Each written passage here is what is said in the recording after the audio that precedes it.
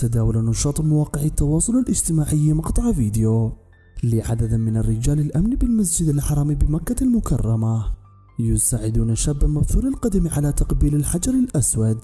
ويظهر المقطع شاب يرتدي ملابس الإحرام ويدعو عند إستار الكعبة قبل أن يتجه نحو الحجر الأسود لتقبيله، حيث ساعده رجال الأمن على بلوغ الحجر الأسود اتباعا لسنة النبي المصطفى صلى الله عليه وسلم.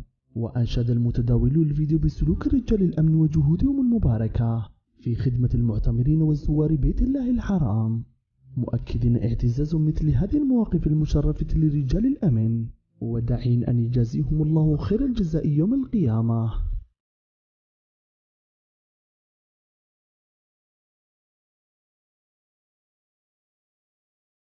وفي حلقتنا اليوم إلى هنا وصلنا لنهاية الفيديو.